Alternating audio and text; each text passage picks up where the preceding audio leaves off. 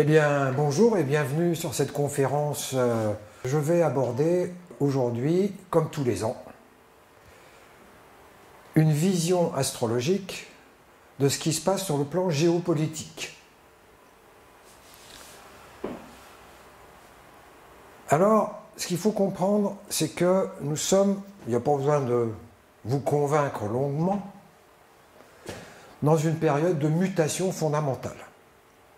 En fait, comme on le verra tout à l'heure, cette mutation fondamentale, elle a commencé entre 88 et 93. Et on est dans une succession qui se fonde toujours sur ce grand cycle qui a démarré, qui est un cycle de 3700 ans, un grand cycle qui a commencé donc en moins 1700, puisque c'est un cycle de 3700 ans. Donc, on est dans un tournant extrêmement important. Alors, il y a plusieurs étapes dans ce tournant. Et là, on est dans une étape où il y a 3 planètes dans le ciel qui sont au même endroit. La planète Pluton, la planète Saturne, la planète Jupiter.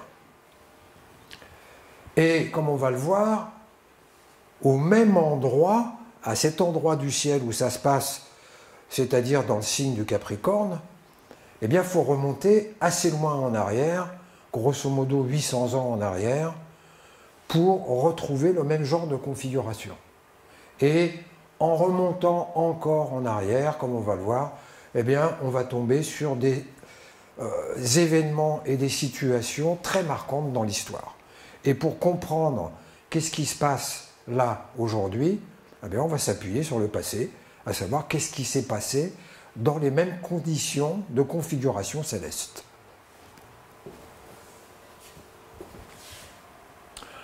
Alors, j'ai mis là les symboles des planètes en astrologie. Ça, c'est le symbole de Jupiter, ça, le symbole de Saturne, le symbole d'Uranus, le symbole de Neptune et le symbole de Pluton. En astronomie, tout se tient. C'est-à-dire que la vitesse de révolution des planètes, elles ne sont pas au hasard. C'est des rapports mathématiques. Par exemple, il y a 24 cycles de Jupiter dans un cycle de Pluton. Il y a 2 cycles de Neptune dans un cycle de Pluton. Il y a 8 cycles de Saturne dans un cycle de Pluton. Ce qui fait que, quand il y a des configurations, eh bien, automatiquement, il y a d'autres planètes qui y participent. Alors, en astrologie mondiale, la signification des planètes n'est pas tout à fait la même qu'en astrologie personnelle. En astrologie mondiale, Jupiter signifie l'expansion, la matérialisation et la finance. Saturne signifie la structuration, la légifération et les affaires d'État.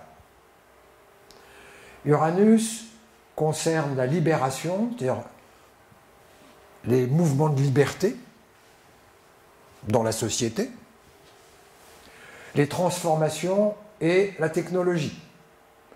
Neptune concerne tout ce qui a à voir avec les collectivisations, les croyances et les religions, et Pluton, tous les processus de transmutation, tout le rapport aux puissances occultes et tout le rapport au contrôle. Alors, quand on fait des combinaisons, c'est intéressant. Si on fait une combinaison Jupiter-Saturne, c'est l'expansion de la structuration. Ou c'est le financement de l'État. Expansion, structuration. Financement, État. Il y a toutes les combinaisons. Si on regarde Jupiter-Pluton, c'est expansion de la transmutation, financement de la puissance occulte, etc. Toutes les combinaisons. Hein, on voit expansion de la transmutation, finance des puissances occultes. Il y a toutes les combinaisons. Si on regarde Saturne-Pluton, parce que les 3 cycles sont concernés cette année, c'est la structuration de la transmutation, la légifération du contrôle, etc. Cette année, c'est quand même assez rare que ça se passe dans une seule année, Ça tient dans une année. En général, quand les planètes se rencontrent, c'est 2 ans, 3 ans, ça met 2 ans ou 3 ans à bidouiller. Là, ça tient dans un an. Il y a 3 planètes qui sont au même endroit, fin Capricorne, début Verseau. Il y a Pluton, Saturne et Jupiter. Jupiter, c'est la plus rapide, Saturne, c'est l'intermédiaire, Pluton, c'est la plus lente, comme on le voit ici. Jupiter met 12 ans pour faire un cycle, et Pluton met 248 ans pour faire un cycle. Donc, entre janvier 2020 et décembre 2020, l'affaire est pliée. C'est extrêmement rapide, c'est rare que ce soit aussi concentré dans le temps, comme on va le voir. Dans le Capricorne, on a trouvé ce super cycle à 3 planètes, entre 1518 et 1524. Vous voyez, là, ça prend son temps, ça met 6 ans à se mettre en place. Là, ici, ça met 1 an. Et on remonte encore en arrière, et on rencontre 549, 551. Là, c'est déjà plus resserré. Donc, pour comprendre ce qui se joue dans l'humanité, c'est vrai pour toute la surface de la Terre, hein. C'est pas vrai pour la France, c'est vrai pour la France aussi, mais c'est vrai, c'est géopolitique, c'est toute l'humanité qui est concernée par ces problèmes de transformation et de changement. Donc, pour comprendre ce qui se passe sous nos yeux, là, on est en plein dedans, hein. On ne peut pas dire que ça ne bouge pas. On est en plein dans les processus de transmutation. Ah, transmutation, il devrait y avoir Pluton, non? Pluton.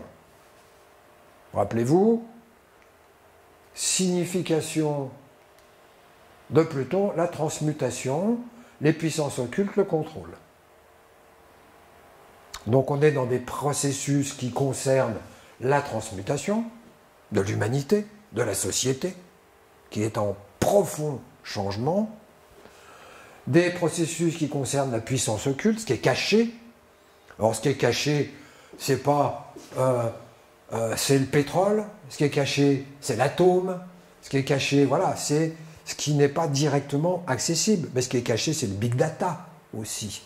Ce qui est caché, c'est les manipulations. Voilà, c'est tout ça, c'est pas seulement les manipulations, mais c'est aussi les manipulations. Donc, ce qui se joue, c'est une combinaison de 3 cycles, en fait, au même moment. Voilà. Il y a 3 cycles qui se terminent et 3 cycles qui commencent. Ça s'appelle un super cycle. Super cycle, Jupiter, Saturne, Pluton. Ils sont tous au même endroit. D'ailleurs, pour ceux qui sont un peu curieux, on voit très bien dans le ciel, vers 6h30 à peu près, dans le ciel, on voit Jupiter et Saturne qui sont en train de se rapprocher. Donc, tous les jours, hop, ils se rapprochent, ils se rapprochent, ils se rapprochent, et en décembre, ils seront au même endroit.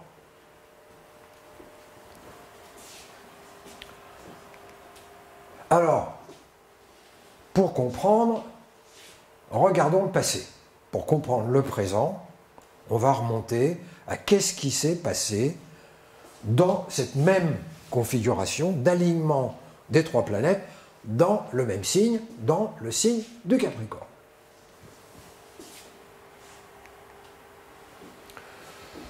Donc voilà, dans le dernier millénaire, dans les 2 derniers millénaires, toutes les triples conjonctions qui ont existé.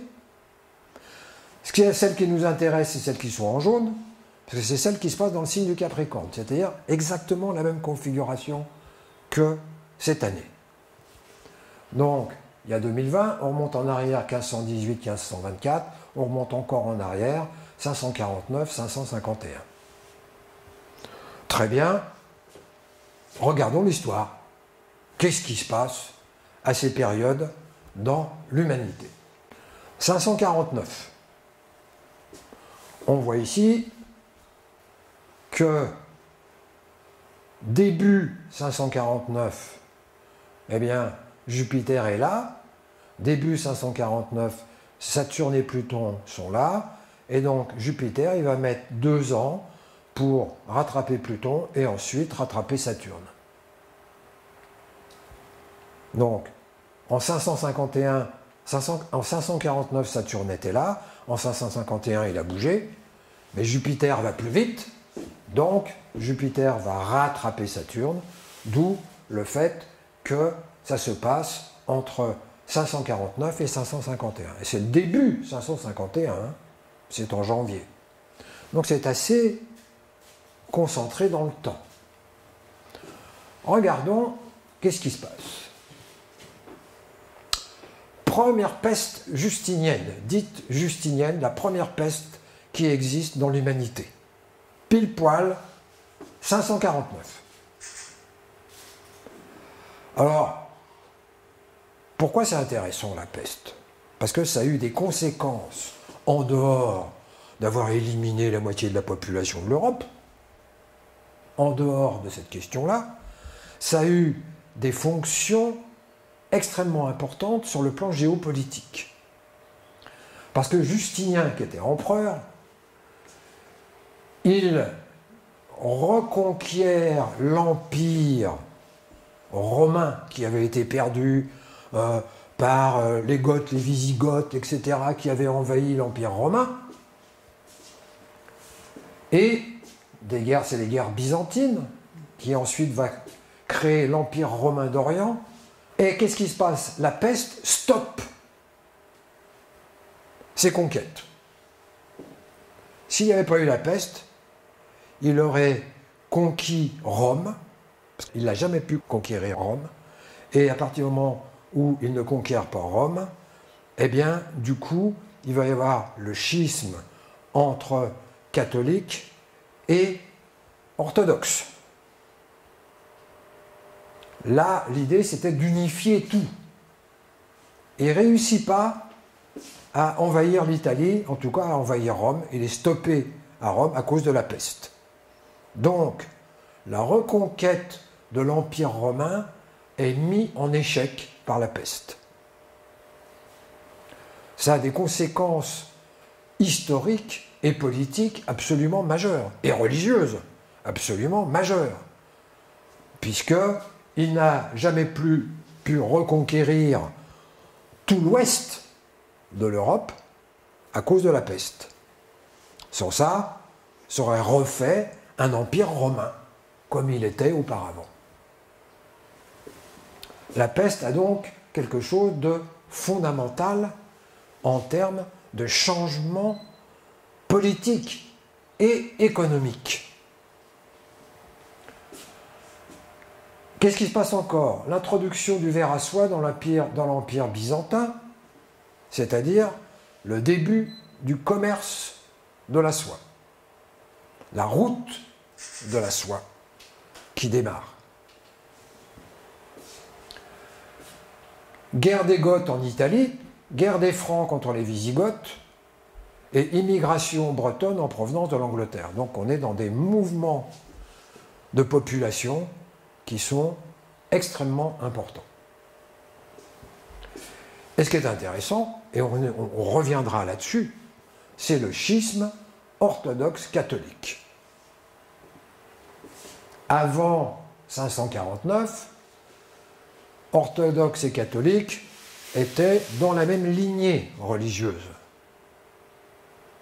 À partir de là, se met en place une division entre la religion orthodoxe et la religion catholique, le pape excommuniant ceux qui ont rejeté un certain... C'est les 3 chapitres, qui ont rejeté un certain nombre de caractéristiques de l'Église catholique. Le pape condamne, le pape excommunie, schisme. Première division religieuse. Depuis l'émergence du christianisme. Christianisme et donc catholique d'un côté Rome, et de l'autre côté, l'orthodoxe, Constantinople. Donc, c'est schisme entre Rome et Constantinople. Et c'est la conséquence de quoi? La peste.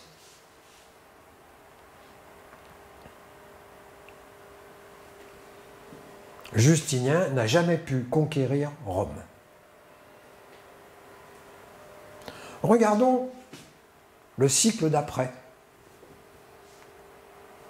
1518-1524. Alors là, c'est beaucoup plus large, puisque 1518, ça fait 6 ans.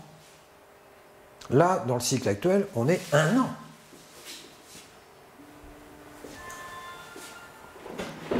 On voit que en 1518, il y a la conjonction Saturne-Pluton, ici. Mais Jupiter, il est là, en 1518. Donc le temps qui rattrape tout le monde, ici, eh bien, c'est en 1522 qui rattrape Pluton, et en 1524 qui rattrape Saturne. Donc c'est beaucoup plus large. Et, en plus, c'est le démarrage d'une autre triple conjonction, Saturne, Jupiter, Saturne, Neptune. Alors, qu'est-ce qui se passe dans le monde? Très intéressant, 1518-1524. Tour du monde de Magellan. La preuve que la Terre est ronde. Jusque-là, c'était des hypothèses. Là, c'est la preuve. Découverte d'autres civilisations. Civilisation des Incas et des Aztèques. Élection de Charles Quint, qui devient l'empereur du Saint-Empire germain romanique. Ça vous rappelle rien, ça? Ce qu'on a vu tout à l'heure? L'Empire byzantin et la division entre Constantinople et Rome. Donc, Charles Quint qui va régner sur les Pays-Bas, mais sur l'Espagne. Ben voilà, c'est-à-dire que là, c'est un empire qui se crée à cette époque-là. Constitution de la première bibliothèque nationale. Création de François Ier.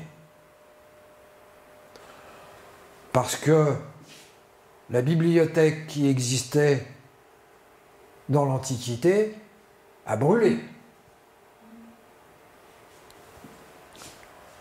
Inde, apogée du royaume de Vijayanagar, Soliman le Magnifique, apogée de l'Empire ottoman, et début de la traite des esclaves. Ça date pas d'hier, hein, la traite des esclaves. Qu'est-ce qui se passe sur le plan religieux? Tiens, quelle surprise, division en deux sur le plan religieux. Excommunion de Luther, génération du protestantisme et toutes les guerres de religion qui vont s'en suivre. Installation des Juifs en terre d'Israël. Vous vous rappelez rien, ça?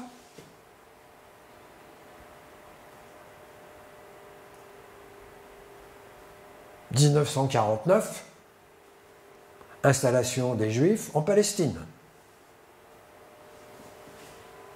Ça date pas d'hier, hein? Ça veut dire invasion de la Palestine par les Juifs. Des Juifs qui proviennent d'Espagne et d'Istanbul. Parce que il y a des pogroms, parce que les Juifs sont attaqués. Et autonomie religieuse des Juifs vis-à-vis de Jérusalem et du Caire. Donc vis-à-vis des Arabes et vis-à-vis des catholiques. On voit donc ici notamment qu'il y a une grande dualité. Il y a une ouverture du monde, on rencontre d'autres civilisations, d'autres cultures, bon d'accord, on les détruit, hein.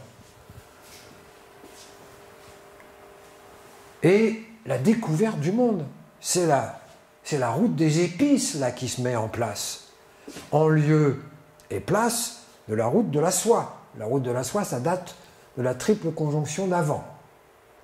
Là, c'est la route des épices, parce qu'on passe par le cap de Bonne-Espérance, et à partir de ce moment-là, les épices arrivent beaucoup plus rapidement qu'en caravane, évidemment. En caravane, il faut des mois, avec tous les dangers, etc., pour que les épices arrivent en Europe. Là, en bateau, il faut un mois.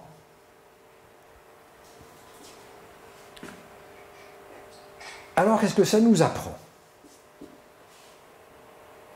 On est dans ce même genre de situation, hein. Triple conjonction au même endroit. Qu'est-ce que ça nous apprend? Ben, ça nous apprend plein de choses.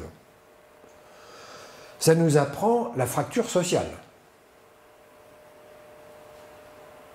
On l'a vu en 549, on le voit en 1518. Là, ça passe par le religieux. Mais là, ça va passer par des visions de la société différentes. Et le risque, c'est une guerre de religion, qui n'est pas religieuse, mais qui est idéologique de la même manière. Je dis bien, c'est le risque. Rien n'est jamais à l'identique, parce que tout dépend du niveau de conscience de l'humanité à l'époque. Donc ça nous apprend que, eh bien, il y a des déplacements de population, il y a des personnes qui décident de loin que l'immigration va avoir lieu dans tel pays, et puis tant pis pour ceux qui sont là. Ça nous enseigne que, eh bien, il y a une ouverture de la conscience, de ce qui existe en dehors du connu. On découvre que la Terre est ronde, on le prouve. On découvre d'autres cultures. Et donc, ça, en transposition, ça va nous donner quoi? Ben, l'ouverture du système solaire.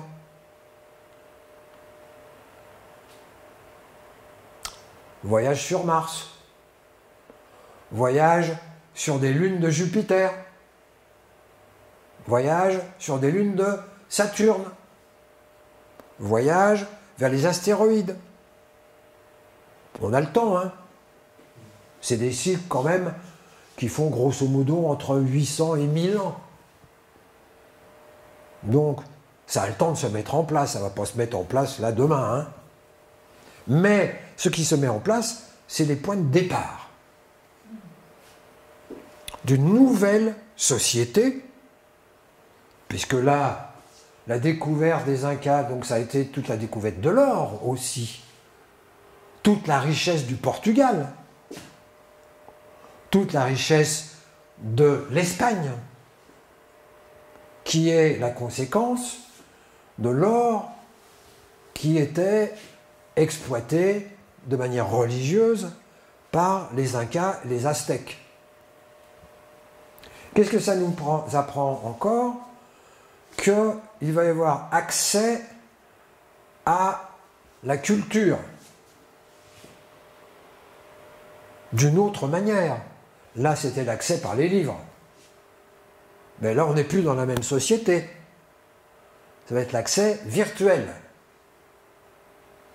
Ce qui s'ouvre comme nouvelle conquête, ça sera à la fois l'espace et à la fois l'espace virtuel. L'espace virtuel, c'est Pluton. Donc, on est là dans des configurations, dans des points de départ. Pas besoin de regarder loin, hein, je veux dire, le passeport numérique, il est pour demain. Entendez bien, demain, c'est le mois prochain ou c'est le mois d'après, hein. On y est. Tout ce qui va être, tout ce qui passe par Internet, tout ce qui se passe par les réseaux sociaux, etc., eh ben, ça va donner des accès à une culture qui, pour l'instant, n'est pas encore au point, c'est un balbutiement à l'heure actuelle, mais à partir de cette triple conjonction, il va y avoir une ouverture extraordinaire, et je ne pense qu'on ne peut même pas imaginer ce que va apporter la réalité virtuelle. On ne peut encore même pas le concevoir. Les changements majeurs qui vont se mettre en place dans la société. Pluton, comme on le verra tout à l'heure, c'est aussi la génétique. C'est ce qui est caché. Donc, on va être dans des avancées absolument majeures de la génétique. D'ailleurs, on le voit avec l'histoire des vaccins. Les vaccins sont créés par génétique. On crée de l'ARN. C'est ça les vaccins à l'heure actuelle. C'est-à-dire qu'on fabrique quelque chose, ce n'est plus quelqu'un qui va fournir, nanana, etc. C'est quelqu'un qui fournit, après on fabrique avec des machines. Et donc on arrive dans un temps où le génétique va exploser avec les avantages, avec les inconvénients.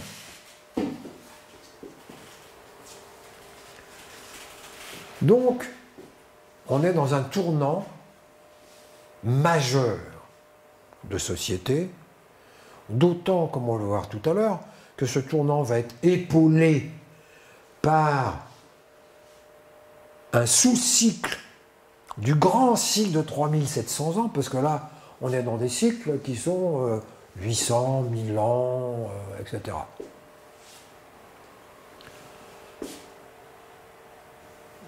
Donc il va y avoir deux cycles, deux super-cycles qui convergent vers l'année 2020.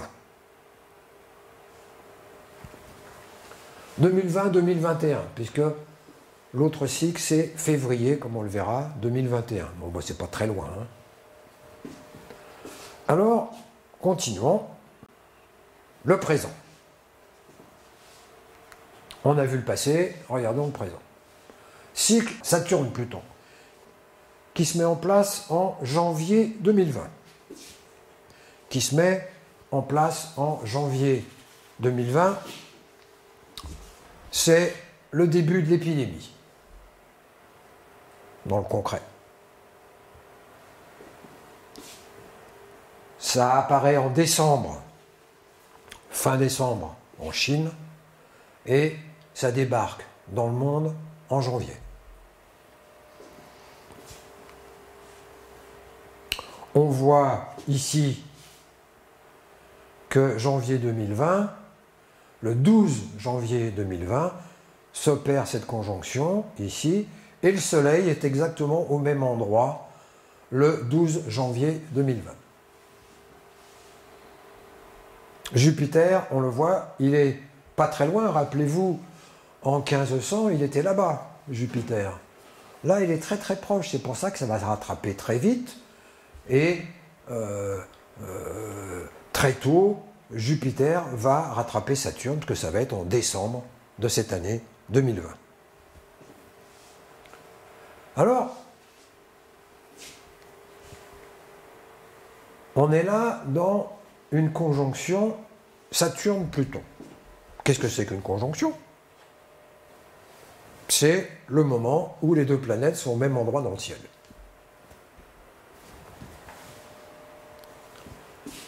Elles sont au même endroit dans le ciel, et qu'est-ce qui se passait dans le cycle d'avant?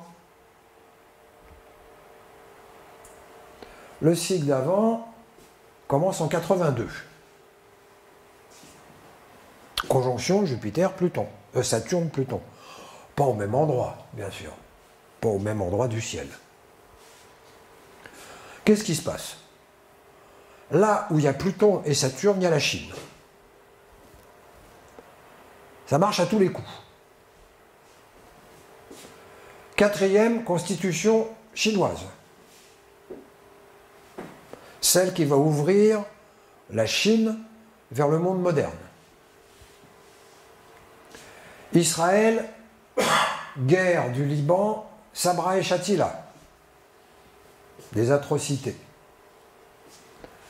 Russie, c'est le début de la déconfiture de la Russie.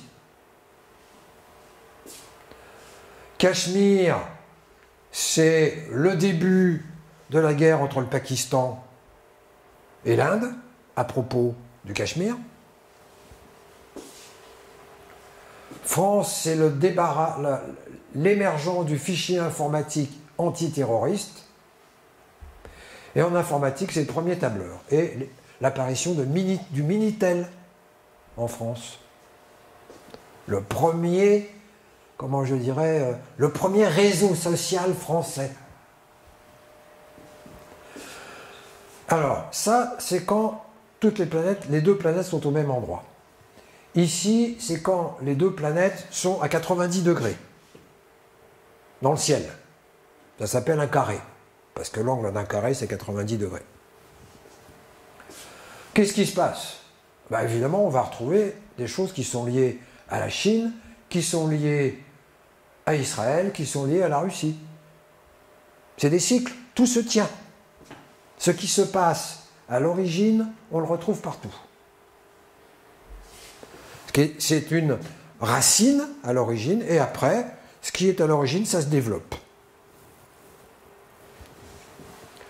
Alors, ce n'est jamais quelque chose qui est inéluctable. C'est inéluctable si ça se répète.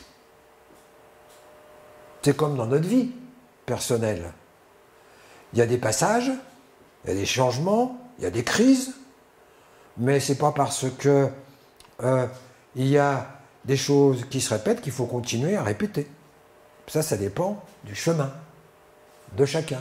Et bien là, c'est pareil pour l'humanité, ça dépend de l'évolution de la conscience collective. Alors c'est beaucoup plus lent, évidemment, que l'évolution de la conscience individuelle. S'il n'y a pas d'évolution de conscience, c'est répétition. Ça marche à tous les coups. Allons-y. Alors, Israël, là, c'est les accords d'Oslo, sauf que celui qui a signé les accords, ensuite, il est assassiné. En Russie, l'émergence des problèmes de Tchétchénie. En Chine, l'écrasement du Tibet.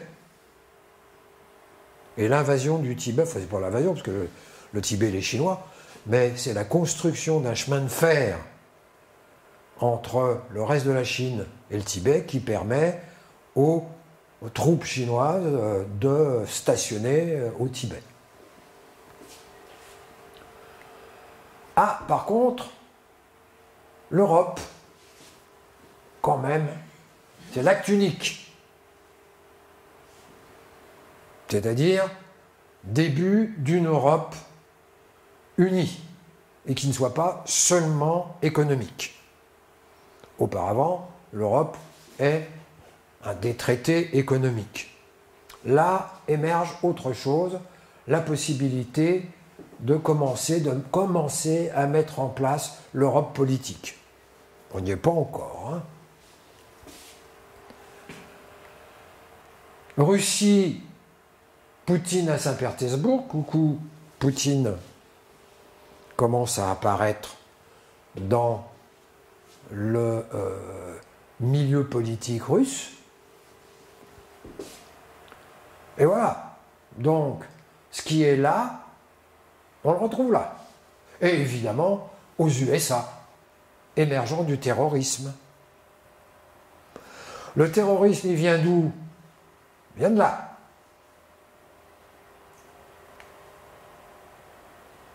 Mais quand on regarde en arrière, pourquoi Israël est là? Ben, quand on remonte en arrière au cycle Saturne-Pluton précédent, c'est 1949.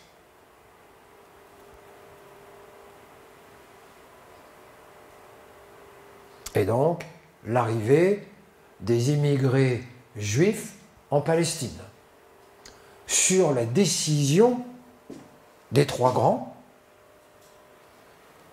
la Russie, l'Angleterre et les États-Unis.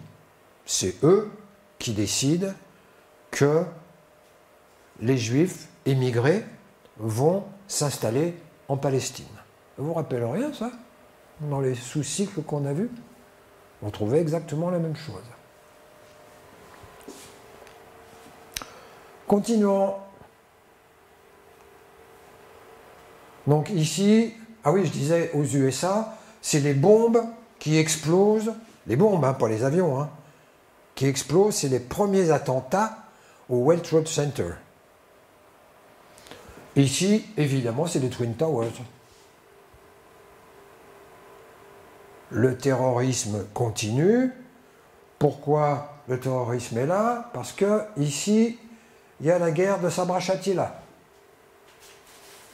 avec l'émergence de l'OLP, etc. Tout se tient, hein. Chine, 23e congrès et l'entrée à l'Organisation mondiale du commerce. À partir de ce moment-là, c'est l'expansion de la Chine. Mais si ici c'est le 23e congrès, c'est parce que ici, c'est la 4e constitution qui permet l'ouverture à l'OMC. Tout se tient.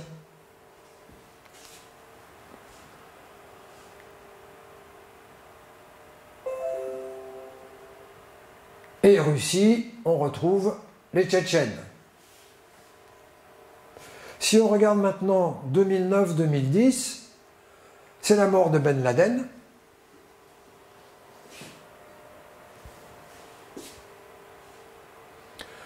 C'est Fukushima au niveau de l'atome.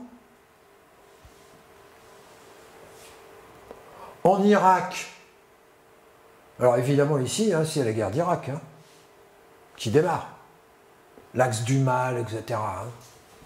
Donc évidemment ici, on va trouver la révolution orange de l'Ukraine, le référendum sur la Constitution en Europe, l'Irak, la guérilla, la naissance de l'État islamique, qui est la conséquence de ce qui se passe là.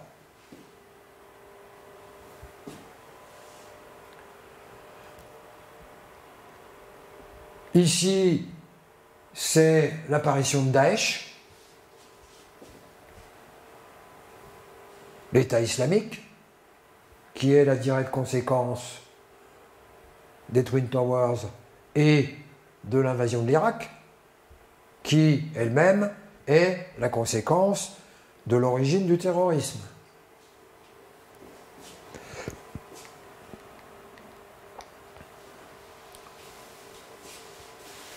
Et voilà, et on retrouve en Ukraine les massacres en Syrie, etc. Donc, là où il y a Pluton,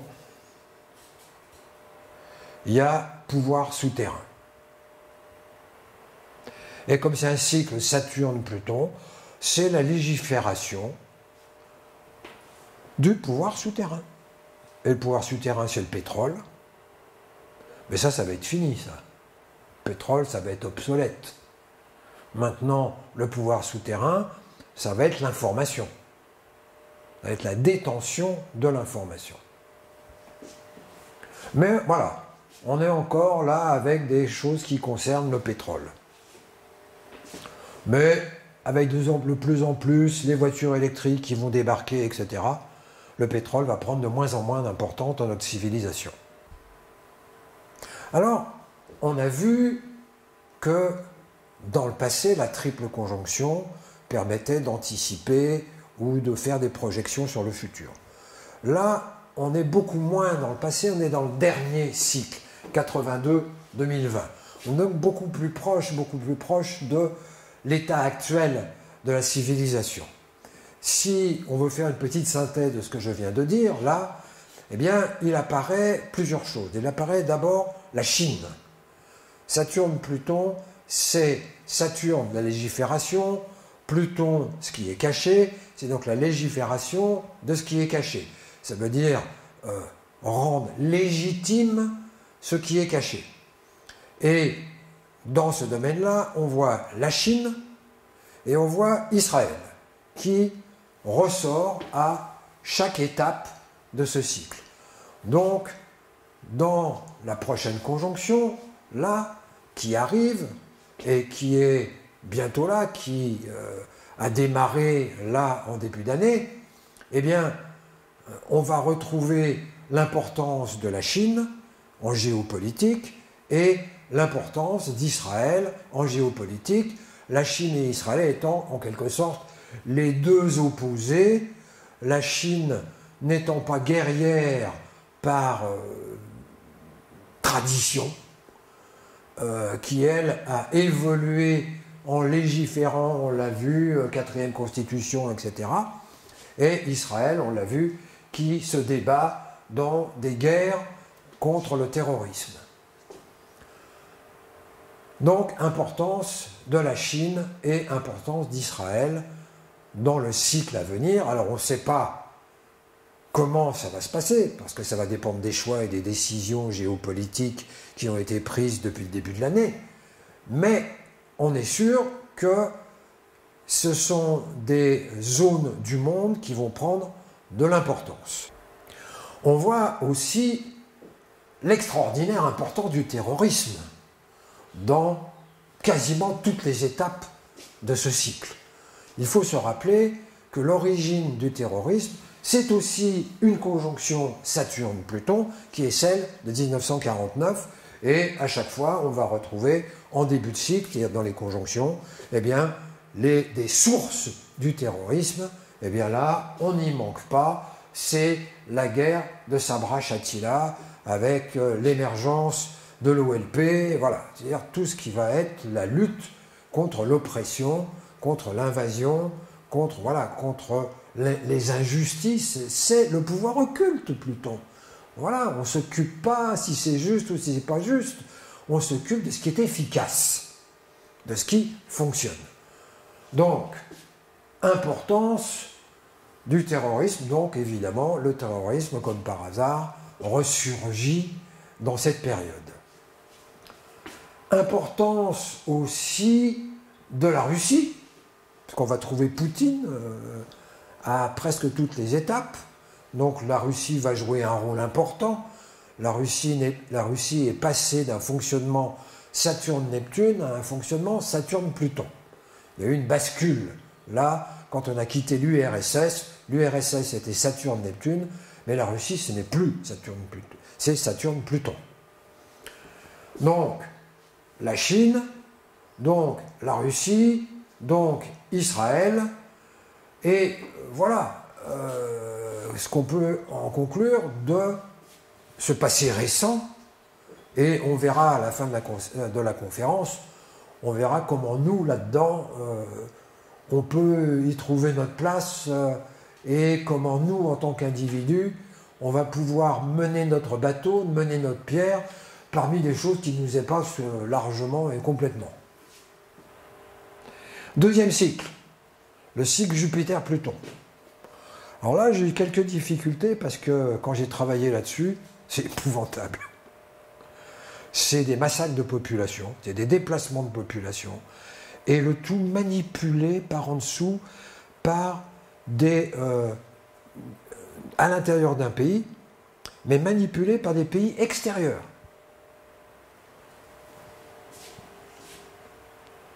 Donc, conjonction Jupiter-Pluton, avril 2020, juin 2020, novembre 2020. Donc ça dure quand même un petit moment. Dans le concret, on y a assisté à ça. C'est la manipulation de l'information. Je vous le disais, Pluton, c'est l'information, c'est la détention de l'information. Et à propos du Covid, le moins qu'on puisse dire, c'est que l'information a été manipulée à un point qu'on ne peut même pas imaginer. On peut soupçonner quelques trucs, mais ça dépasse l'entendement. Information, désinformation. On va savoir où est la vérité, mystère et boule de gomme.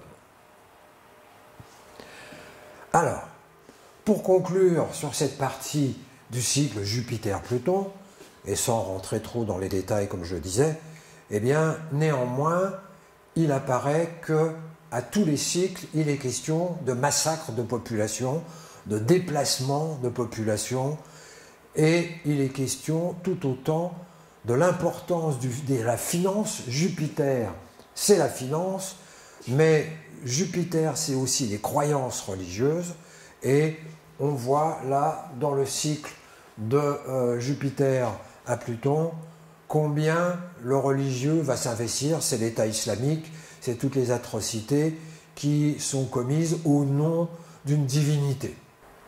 Alors Jupiter, c'est aussi la rentabilité, faire que ça rapporte de l'argent. Et à cet égard, eh bien, on voit l'expansion, parce que c'est rentable, l'expansion de la génétique, l'expansion de l'intelligence artificielle, l'expansion de la robotique, l'expansion du big data, et le big data, c'est ce qui permet de nourrir l'intelligence artificielle. Les deux sont totalement liés. Pas d'intelligence artificielle sans big data. Troisième cycle, cycle Jupiter-Saturne, très intéressant. Décembre 2020, c'est bientôt. Donc on est encore dans cette triple conjonction, puisqu'elle s'arrête en décembre 2020. Et à partir de décembre 2020, il y a le démarrage d'autre chose. La conclusion d'un ancien cycle, le démarrage d'un nouveau cycle. Regardons le passé. Les conjonctions Saturne-Jupiter sont très intéressantes parce qu'elles sont très régulières, tous les 20 ans. Pas tout à fait, mais presque tous les 20 ans. Et du coup, on s'aperçoit que ces conjonctions font un triangle dans le zodiaque. Hop, tac, tac, tac. Les dernières conjonctions ont eu lieu en signe de terre. Et au bout de 12 conjonctions, ça change de signe. On voit ici, là, hop, tac, tac, tac, tac, tac, tac, tac, tac, ça fait 12 fois. Et au bout de 12 fois, hop, ça change de signe. Donc là, cette année, décembre 2020, on quitte les signes de terre pour passer dans les signes d'air pour les 200 prochaines années. C'est-à-dire que là, il y a eu une petite incursion en 80-2000, et à partir, ici en Verseau, du mois de décembre, ici, eh bien, ça va faire Verseau, Gémeaux, Balance, Verseau, Gémeaux, Balance, etc., que des signes d'air. Alors les signes de terre, c'est quoi? C'est une civilisation basée sur le matérialisme, sur les possessions, sur l'argent, sur accumuler, sur bâtir, construire, matérialiser. C'est une civilisation matérialiste. Je n'ai pas besoin de convaincre plus avant que les 200 dernières années ont été fondées sur ce mode de fonctionnement. Cette conjonction, à partir de cette année, à partir de décembre, va se faire dans les signes d'air pour les 200 prochaines années. Alors, qu'est-ce que ça veut dire? On passe d'une société matérialiste, gouvernée par la finance, gouvernée par avoir, gouvernée par posséder, à une société caractérisée par un signe d'air, et qui démarre par le signe du Verseau. Signe du Verseau, c'est signe de l'égalité-fraternité. Signe du Verseau, signe d'air, signe de communication. Signe du Verseau, signe de mobilité. Il ne va plus être question de posséder, il va être question d'utiliser. Exemple, terminer les disques durs dans les ordinateurs, terminer les fichiers que vous avez chez vous, tout sera sur le cloud. Les logiciels, vous ne les achèterez plus. Vous allez les louer à l'utilisation. Les voitures, vous allez les louer. On va être dans une société d'utilisation qui permet une grande souplesse, qui permet une variabilité, qui permet une adaptabilité, toutes caractéristiques des signes d'air, et qui va ouvrir pour les 200 prochaines années un nouvel espace de communication.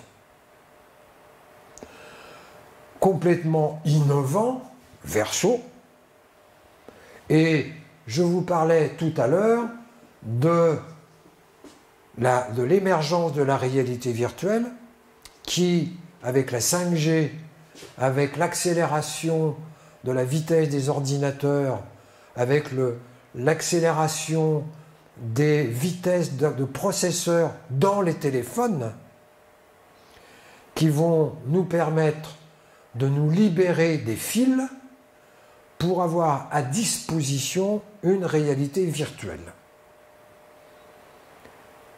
C'est-à-dire d'avoir à disposition une faculté de pouvoir interagir de manière visuelle, de manière auditive et plus tard de manière tactile dans un environnement qui n'existe pas, virtuel, qui n'existe pas dans la matière, qui existe dans une virtualité, mais un univers qui va être efficient,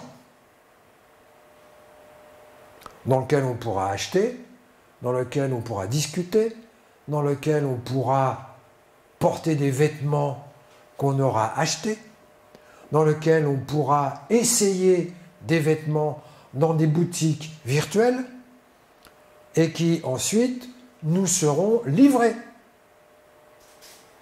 dans lequel on pourra se regarder dans un miroir virtuel pour voir si la couleur nous convient, si la forme nous convient, et donc de pouvoir commander des vêtements, par exemple, c'est l'exemple d'un vêtement, qui seront exactement adaptés à notre taille, avec la couleur que l'on aura choisie, et qui sera la nôtre, et qui ne sera pas celle de tout le monde.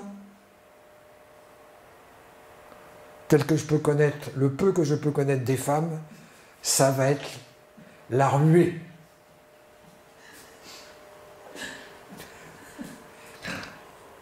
Mais ça sera vrai pour n'importe quoi. On pourra choisir que des fringues? Non, tout.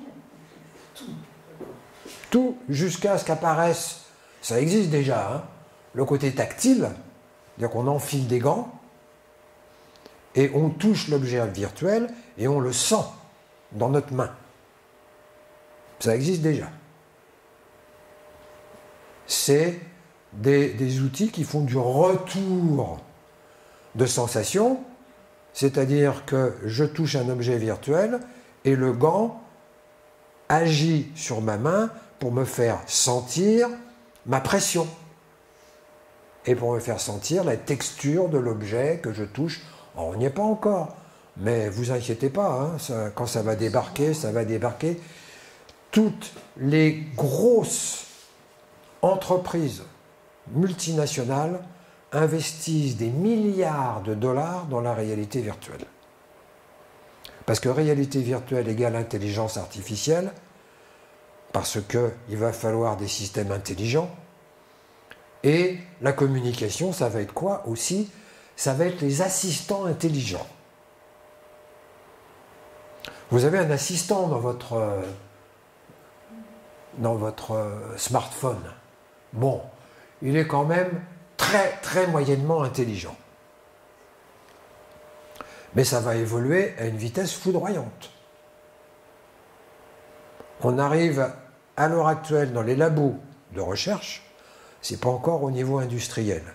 Mais ça ne va pas tarder à être au niveau industriel. On arrive dans des labos de recherche à créer des intelligences artificielles qui sont capables d'écrire un livre pour lequel il est impossible de savoir si c'est un être humain qui l'a écrit ou non.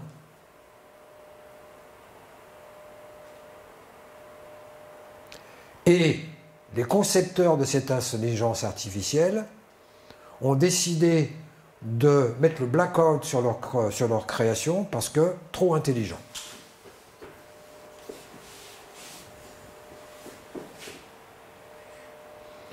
Donc on arrive là dans une révolution qui démarre cette année, une révolution de la communication, et donc avec une circulation de l'information qui va complètement être différente, et il va y avoir quelque chose qui va trancher de manière très nette entre les derniers mois et le mois de décembre.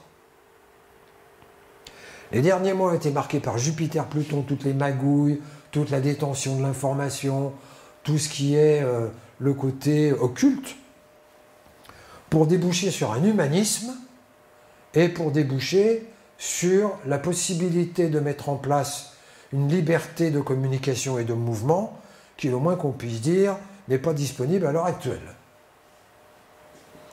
Mais le mois de décembre va marquer un tournant extrêmement important. Pour l'instant, on ne sait pas. Pour l'instant, on sait que ça va bouger.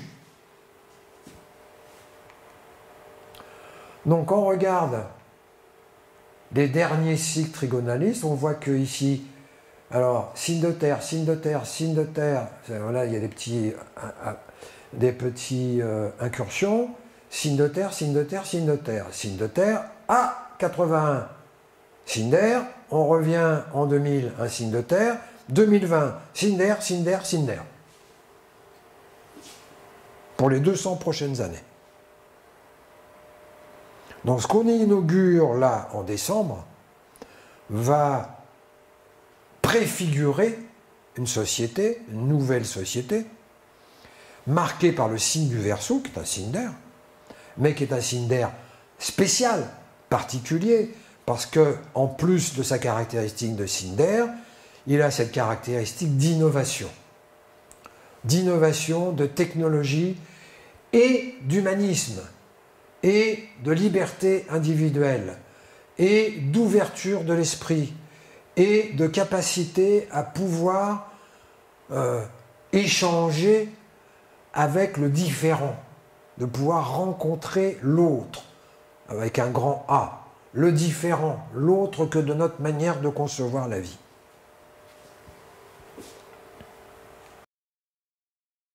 « 1226, c'est le démarrage continu des signes d'air. Là, ce qui est intéressant, c'est le couronnement de Saint-Louis, de Louis XI. Qu'est-ce qu'il a fait, Louis XI? Très intéressant. Bon, il n'a pas fait que des choses sympas. Mais il a fait des choses quand même intéressantes. Parce qu'il a unifié le royaume français. Bon, ça ne s'est pas passé tout seul, hein. Mais il a été futé. Il l'a unifié par des mariages.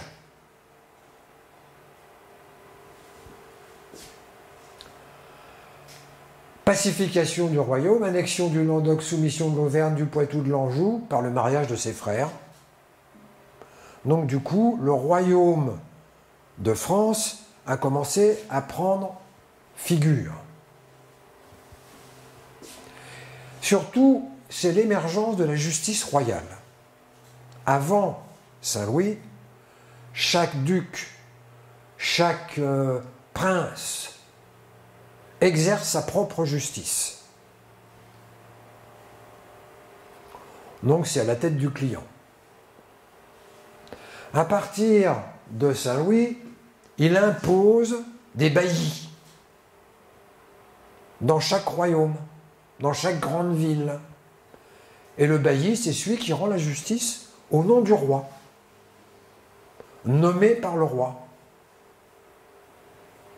Donc, du coup, c'est la même justice dans tout le pays. Et surtout, établissement d'une monnaie unique. Chaque royaume battait sa monnaie. Et on en a gardé une trace de ça. C'est quoi la trace? Le louis d'or. Première monnaie unique qui a existé. Donc il y a un aspect financier ici extrêmement important. D'unification. Donc il faut s'attendre là à une réforme des banques, de telle manière, et notamment probablement à l'intérieur de l'Europe, parce que l'Europe est profondément marquée, comme on va le voir, par la relation de Jupiter à Saturne,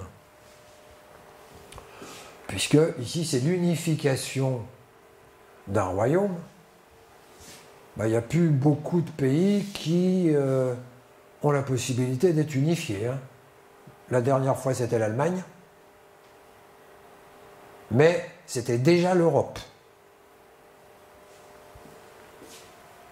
Et sur le plan religieux, il y a du moins bon, parce que Louis XI a redémarré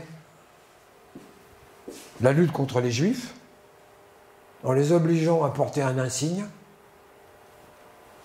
Ça s'appelait la rouelle. Et c'était la lutte contre les cathares. Le présent. Donc on voit ici Jupiter-Saturne. Et regardons le dernier cycle Jupiter-Saturne.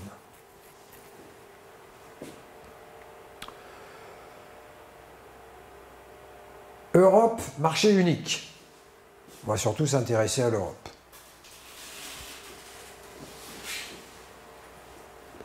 Ici, l'acte unique. Ici, unification de l'Allemagne et fin du contrôle d'échange aux frontières à l'intérieur de l'Europe. Donc libre circulation de la marchandise. Ici, l'Europe des 15. Donc on voit petit à petit prendre forme cette unification. Avec le Verseau, on va changer de régime, parce que là, la dernière fois, c'était en signe de terre. Là, c'est en signe d'air. Donc, et notamment le Verseau. Donc il va y avoir une composante libertaire dans l'Europe, qui n'existe pas à l'heure actuelle. Donc, l'émergence d'une Europe politique qui va demander à échanger, à communiquer, à accepter les différences et à trouver des modulations, des adaptations qui n'existent pas dans les signes de terre. Dans les signes de terre, c'est tout le monde dans les carrés, qui va demander une adaptation au coup par coup et au cas particulier. Donc on va avoir une Europe qui va être unie par des capacités à relier à l'intérieur de l'Europe de manière différente pour les pays. Ça a déjà commencé, mais ça va se généraliser. Donnant une souplesse au fonctionnement européen qui, à l'heure actuelle, l'Europe des 27, elle est complètement bloquée. Parce que pour mettre 27 pays d'accord, il faut se lever matin. Et enfin, dernière configuration, le carré Saturne-Uranus qui débarque en février 2021, qui est la dernière grande configuration de la période actuelle. Ce qui est intéressant, c'est que ce carré Saturne-Uranus, il appartient à un cycle plus grand, qui est la triple conjonction Saturne-Uranus-Neptune. Donc il y a bien Saturne-Uranus. Et ce carré décroissance, il y a 270 degrés, il a démarré en 88 au point de départ de cette triple conjonction ici, qui marque un cycle énorme, puisque la dernière fois qu'il était là, c'était en moins 1777. On se pose la question, 1777, qu'est-ce qui se passe? Abraham. C'est quoi Abraham? C'est l'émergence du patriarcat, qui est un changement de paradigme social absolument majeur. C'est l'émergence de la fonction du père, avant les sociétés matrilinéaires, et les sociétés deviennent patrilinéaires. Avant, la société était matriarcale, c'était le pouvoir des mères. À partir de Babylone et d'Abraham, eh bien, apparaît le patriarcat, c'est-à-dire le pouvoir des pères. En termes de succession de générations, dans le matriarcat, c'est la dernière fille qui hérite. Dans le patriarcat, c'est le premier fils qui hérite. Dans le matriarcat, rien n'est jamais sûr. Il peut toujours y avoir une fille qui débarque. Dans le patriarcat, c'est le premier, il est assuré, lui c'est sûr, c'est lui qui hérite. Et c'est évidemment ici le début de l'oppression des femmes. Pour quitter le matriarcat, eh bien, il faut mettre sous clé les femmes. Et sous clé le pouvoir des femmes, avant, et le pouvoir des femmes c'était la sexualité, le pouvoir des femmes c'était la guérison, le pouvoir des femmes c'était le lien à la divinité, à la terre-mère. Allez hop, tout ça réservé aux hommes. Sexualité réservée aux hommes, guérison réservée aux hommes, prêtrise réservée aux hommes. Circuler, il n'y a rien à voir. Les femmes sont interdites de tout ça. À la cuisine et faire des enfants. Voilà. Eh bien, 1988, c'est la fin. Fin du patriarcat. Les hommes sont largués, complètement largués. Complètement. Les femmes retrouvent une place dans la société, ça prend du temps, hein. On n'y est pas encore tout à fait. Mais enfin, bon, par rapport à 88, il y a quand même une sacrée différence. Donc, parce que ça se passe entre 88 et 93. Donc, sur 4 ans. Donc, un changement fondamental de paradigme de la relation homme-femme. C'en est fini de la cellule familiale. La cellule familiale s'est construite en 1777. L'enfant appartient au père. Auparavant, l'enfant appartient à la mère. Et l'enfant était élevé par le clan, pas par la famille. C'était le clan. Toutes les femmes du clan élèvent les enfants. À partir de l'émergence du patriarcat, c'est l'émergence de la famille, avec le chef de famille. 88, terminé, la famille. Famille recomposée. Le nom du père n'est plus obligatoire. Alors que la société, à partir de cette époque-là, était basée sur le nom du père.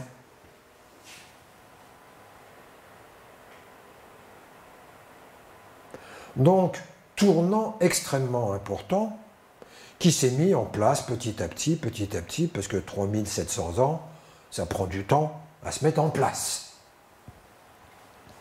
Eh bien, dans cette triple conjonction, voilà, c'était là, début du Capricorne, 0 du Capricorne,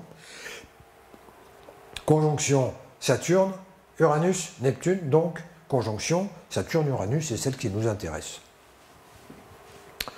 Saturne, depuis 88, il a fait un tour ici, et Uranus, lui, il a fait un tiers de cercle depuis 88.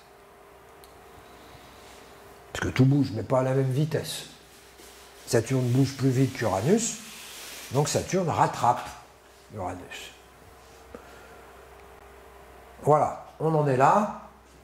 Uranus est bien ici, Saturne est bien là, et le trait rouge, là, c'est l'indication de 90 degrés. Qui appartient au très grand cycle de 3700 ans.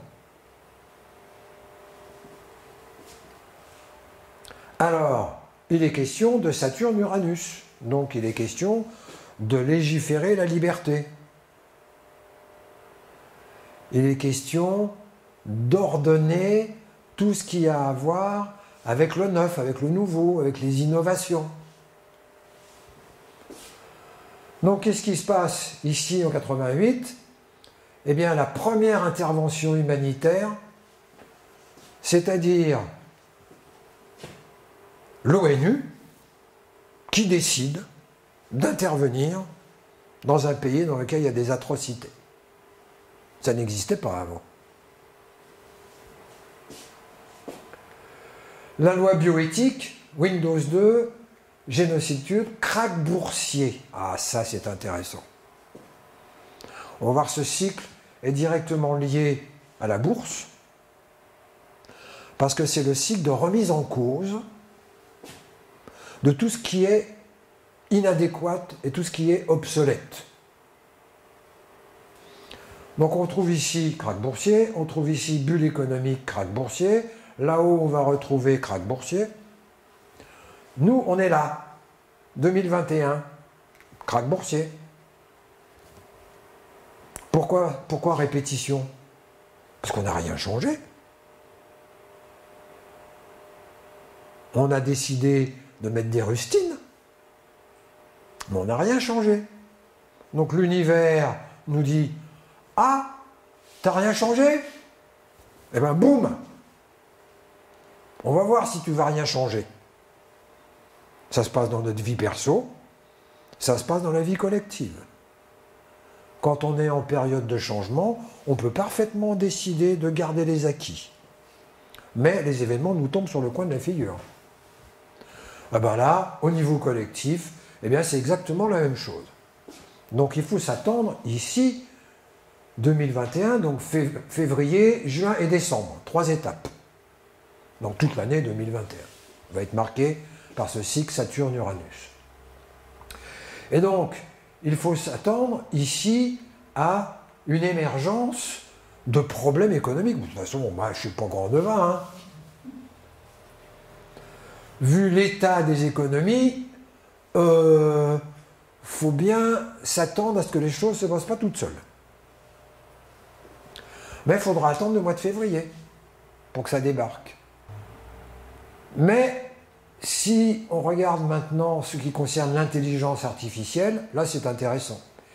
Ici, 88, c'est le renouveau de l'intérêt pour les intelligences artificielles. L'intelligence artificielle, on s'en est intéressé depuis extrêmement longtemps, mais par des farfelus. En 88, il y a un scientifique qui s'est intéressé, parce que les scientifiques ne s'intéressaient pas à l'intelligence artificielle, qui s'est intéressé à l'intelligence artificielle et qui a accroché des principes mathématiques. À partir de ce moment-là, ça a intéressé tout le monde. Donc ici, émergence de la reconnaissance vocale.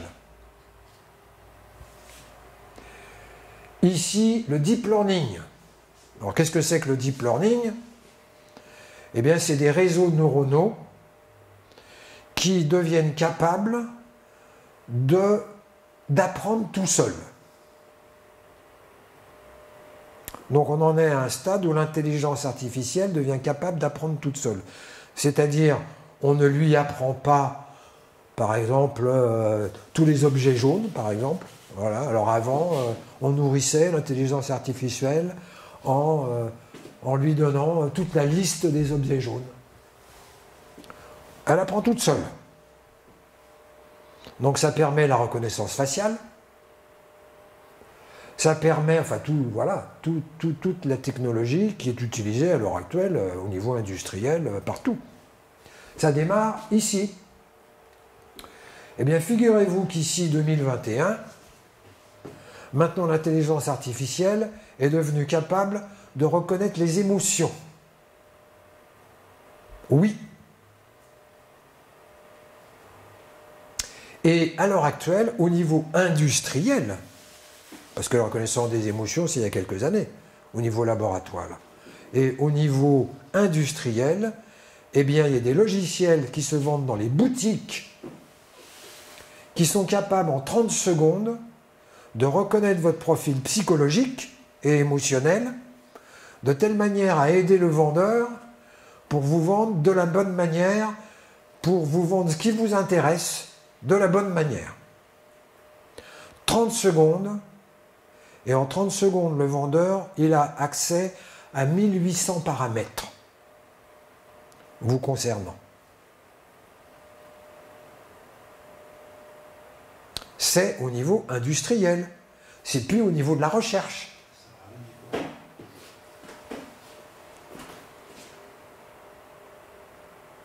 Donc voilà, ici, toute la question de l'intelligence artificielle qui va exploser dans nos téléphones, dans nos ordinateurs, et qui va être capable de raisonnement, qui va être capable de vous répondre correctement à vos questions. Et plus intéressant, pour les fabricants, qui vont répondre ce que vous attendez. C'est les assistants personnels intelligents qui vont être dans nos téléphones, qui vont être dans nos ordinateurs. Continuons avec Uranus.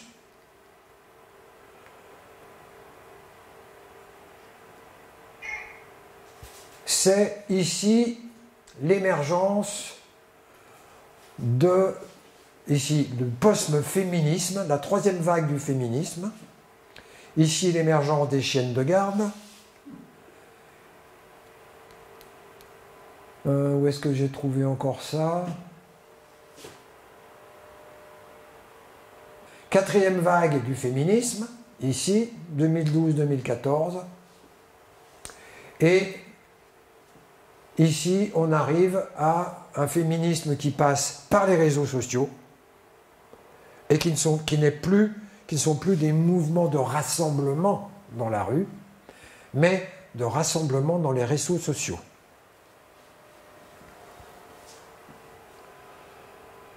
Ici, après l'élection de Donald Trump, la marche des femmes.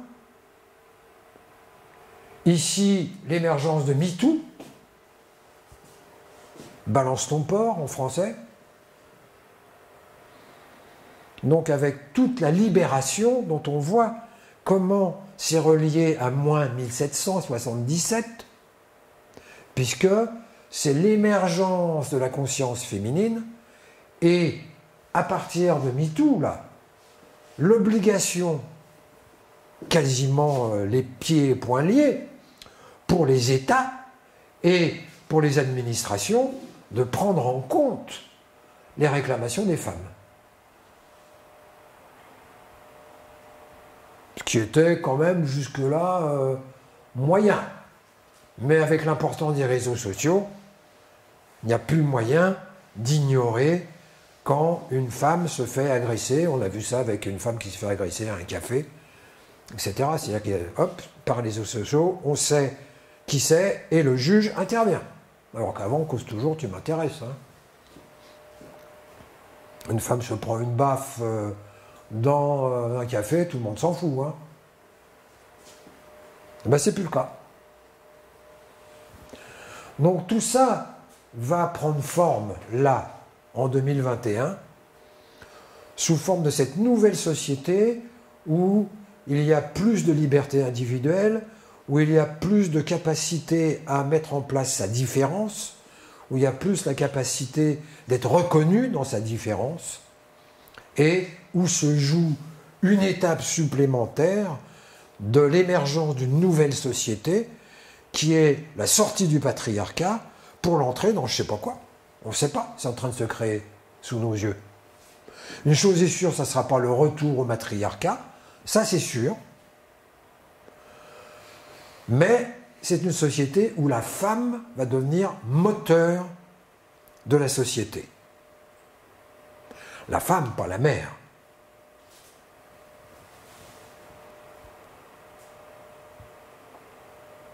Alors, est venu le temps de conclure cette conférence. Alors, on a vu des tas de choses au niveau géopolitique. Voilà. Nous, en tant qu'individus, on ne peut pas faire grand-chose. Ça nous dépasse complètement. Donc, la question est comment nous, en tant qu'individus, on va pouvoir se situer dans cette formidable mutation de la société. Je vous le disais en début de conférence, c'est un cycle de 3700 ans, 3800 presque. C'est quand même énorme. Toute la culture patriarcale qui a conduit notre vie, qui a généré la société dans laquelle nous sommes, eh ben voilà, c'est terminé, c'est en train de se terminer sous nos yeux. Et là, on est à une étape. Voilà, on est à une étape, il y en aura d'autres, il y en a eu avant, il y en a une là, à une étape de cette formidable mutation qui va toucher, on l'a vu, le rapport masculin-féminin, ce qui veut dire, pour nous, le rapport masculin-féminin à l'intérieur de chacun de nous. Une chose, c'est la place de la femme dans la société, ça, on l'a vu, mais la femme n'a pas le monopole du féminin. L'homme a aussi son propre féminin. Et il va être question pour l'homme de développer son féminin. Et tout de suite, là, dans la culture patriarcale, si et quand l'homme développe son féminin, c'est un homosexuel. Eh ben non, je suis désolé. Il y a des manières de vivre son féminin d'une autre manière que l'homosexualité. L'homosexualité, c'est un choix, c'est une manière d'être, il y en a d'autres, pour intégrer son propre féminin.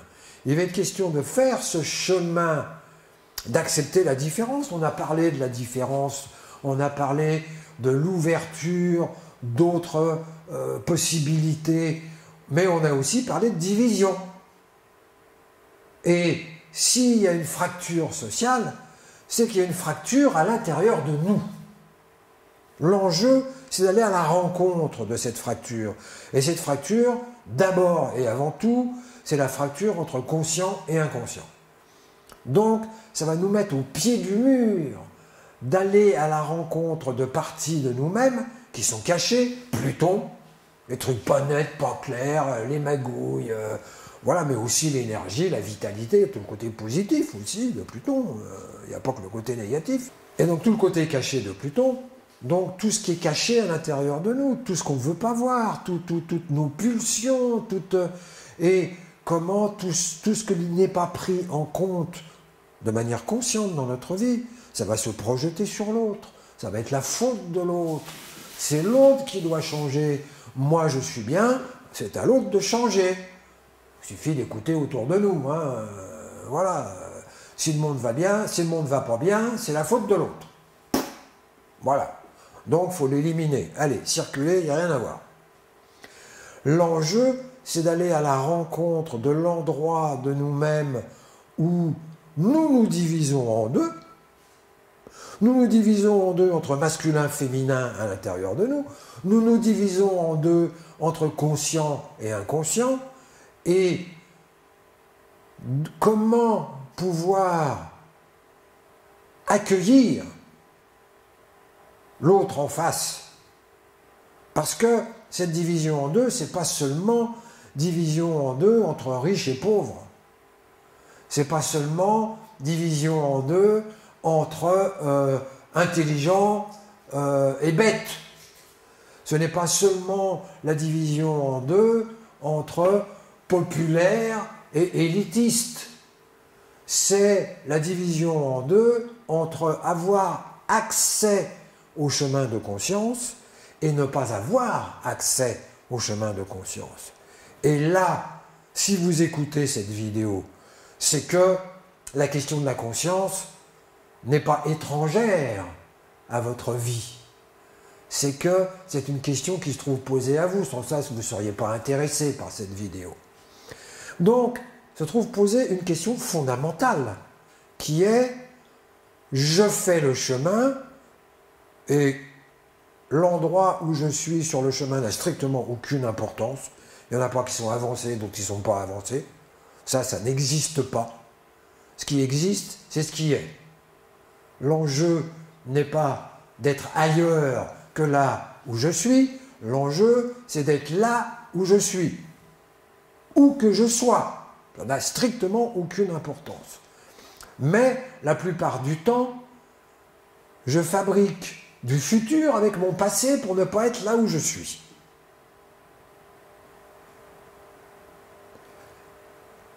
Si je fais ce chemin d'apprendre à être là où je suis, ce qui est un chemin de Compostelle, ce n'est pas une pilule à avaler, ce n'est pas une maladie à guérir, on va appeler un médecin pour nous guérir, pour qu'on aille mieux, pour que ça se passe mieux, etc.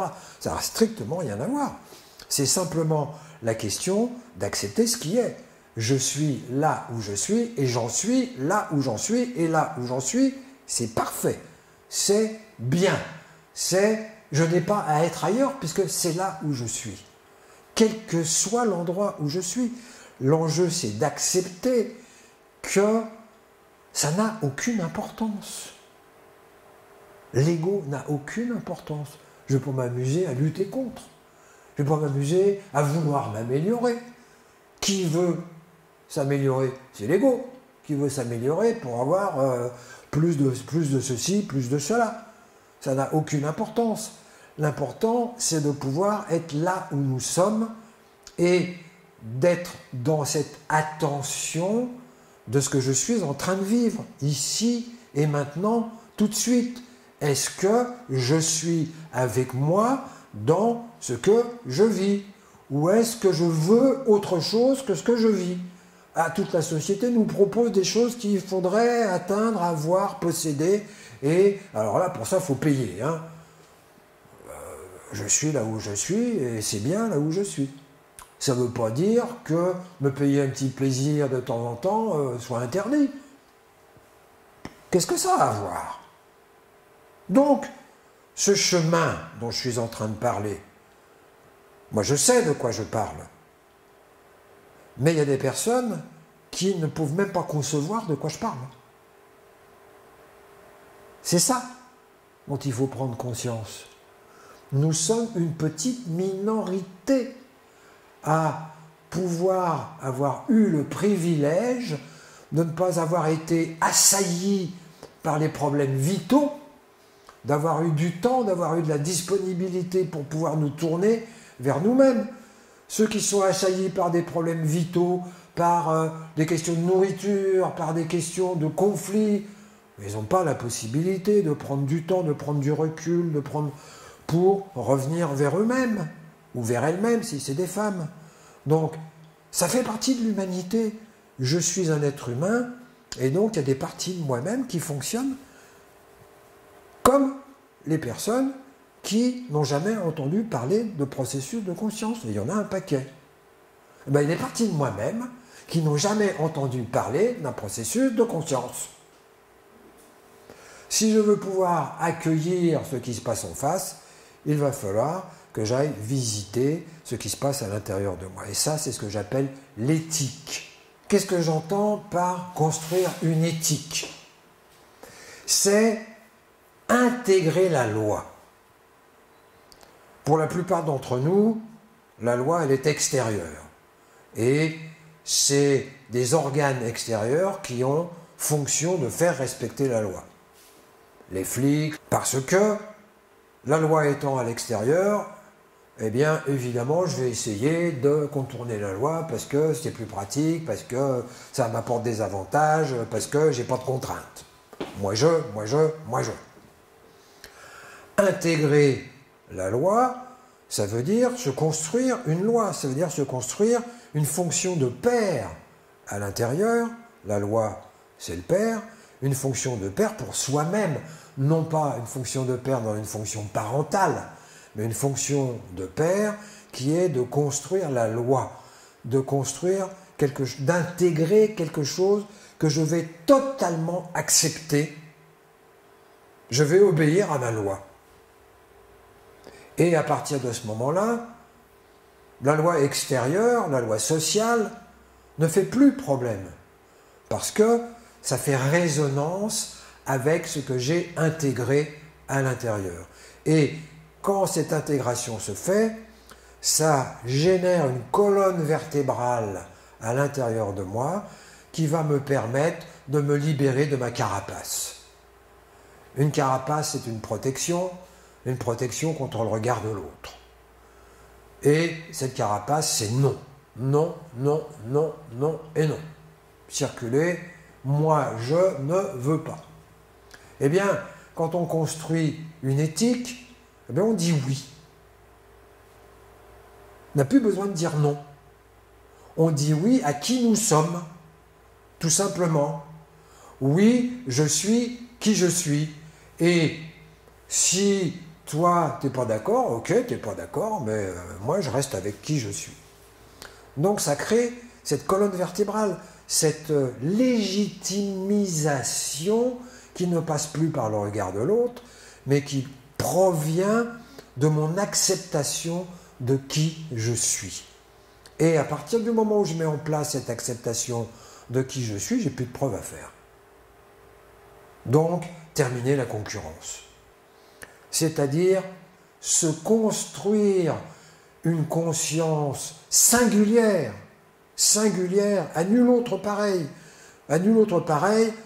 parmi toute la population, parmi les milliards de personnes qui existent sur Terre, complètement singulière, unique, et unique dans le temps parmi les centaines, les milliers de milliards de vies qui ont existé sur Terre dans le passé, unique, singulier. C'est cette singularité, c'est l'émergence de cette singularité qui va permettre de pouvoir réaliser que l'autre est différent et que ce n'est pas parce qu'il est différent qu'il doit être rejeté. Parce que moi aussi, je suis différent. Alors l'autre, il est comme moi. C'est ça l'humanité. L'autre, il est comme moi. Il est comme moi, il est différent. Il a sa manière d'être. Il a sa manière de vivre. Grand bien lui fasse. Donc voilà, le chemin, c'est celui-là, ce qui va nous permettre d'éviter la fracture. Ça va être justement de pouvoir se tourner vers la fraternité, mais au sens noble du terme. Égalité, fraternité, liberté, c'est le Verseau, dans toute sa splendeur. Alors, au nom de cette fraternité, égalité, liberté, il y a eu des ruisseaux de sang qui ont été versés à la Révolution française. C'est pas bisounours. Il va falloir faire du chemin pour trouver une manière soft de relier autrement, de construire une nouvelle société qui est à venir. On ne sait pas ce que c'est. Hein. Si on essuie les plâtres, là. On est dans une création multimillénaire. C'est pas demain qu'on va voir le résultat. Donc on est là en train de tester, en train d'essayer. Mais ça commence par relier à l'intérieur de nous le masculin, le féminin, et en reliant le masculin et le féminin à l'intérieur de nous, la femme va pouvoir prendre place dans la société et devenir un moteur social, ce qui n'est pas le cas encore. Donc, prendre une place prépondérante dans le moteur social, la femme, je vous le disais, pas la mère. Et de trouver une société grâce aux moyens technologiques, réalité virtuelle, intelligence, etc., un moyen de communiquer, de pouvoir être entendu dans sa différence, de pouvoir entendre la différence de l'autre, de pouvoir l'accueillir et non pas de le rejeter, parce qu'il est différent, mais bien au contraire, de trouver un enrichissement de la différence de l'autre, parce que l'humanité est faite d'une infinité de différences. Voilà. Eh bien, je vous souhaite une bonne fin de journée. Au revoir.